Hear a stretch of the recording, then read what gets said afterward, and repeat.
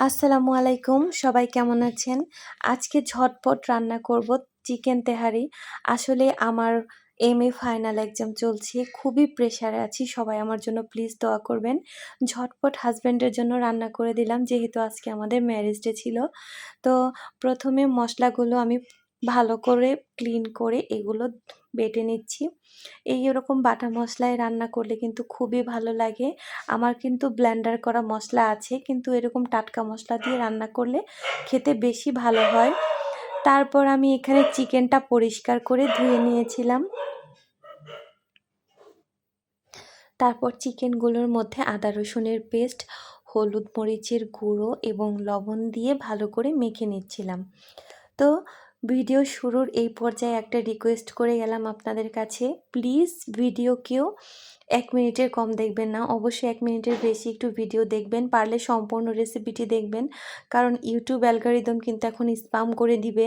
1 মিনিটের কম ভিডিও হলে ওয়াচ হলে আপনার চ্যানেলেও সমস্যা হবে, আমার চ্যানেলেও সমস্যা হবে। তো প্লিজ সবাই চেষ্টা করবেন সম্পূর্ণ ভিডিও দেখতে, আর যাদের সময় একেবারেই কম অবশ্যই 1 মিনিটের একটু বেশি ভিডিওটা দেখে দিবেন। তো আজকে আমি এই চিকেনগুলো ভালো মতো ভেজে নিয়ে সরাসরি বড় একটা হাঁড়ির মধ্যে চাপিয়ে দিয়েছি, যেহেতু চাল 1 কেজি ছিল। তো তারপরে এখানে গোটা গরম মশলা ফোড়ন দিয়ে তার মধ্যে পেঁয়াজটা একটু ভেজে নিচ্ছিলাম। হালকা একটু নরম হয়ে এলে এর মধ্যে আদা রসুনের পেস্ট, কাজু বাদাম বাটা এবং একটু লবণ দিয়ে অনেকক্ষণ কষিয়ে নিতে হবে, যাতে করে আদা রসুন বাটার যে ফ্লেভার সেটা না আসে। তো যে যেখান থেকে দেখছেন প্লিজ একটা লাইক দিয়ে দেখা শুরু করবেন এবং সুন্দর একটা কমেন্ট করে যাবেন, যাতে করে আমি বুঝতে পারি আপনারা কে কোথায় থেকে আমার ভিডিওটি দেখছেন, আমার ভিডিওটি কোথায় কোথায় চলে যাচ্ছে। অবশ্যই একটা কমেন্ট করে যাবেন, যাতে করে আমি আপনার পরিবারেও ঘুরে আসতে পারি। এরপর এখানে একটু পানি দিয়ে দিচ্ছি টমেটো সস। আমি এখানে 1/4 কাপের মতো টমেটো সস দিয়েছি। তো এটা ভালো মতো আবারও মিশিয়ে নিতে হবে।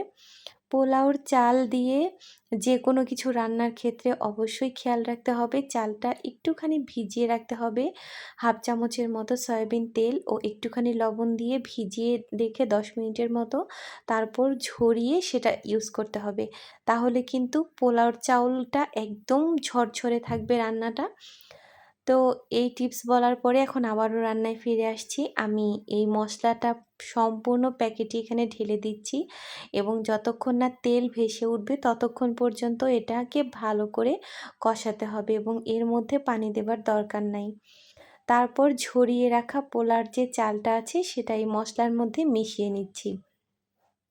মশলার মধ্যে অনেকক্ষণ ধরে ভালো মতো কষাতে হবে যতক্ষণ না পর্যন্ত চালটা দলা পাকিয়ে আসে। তারপর পানি দিয়ে দিতে হবে।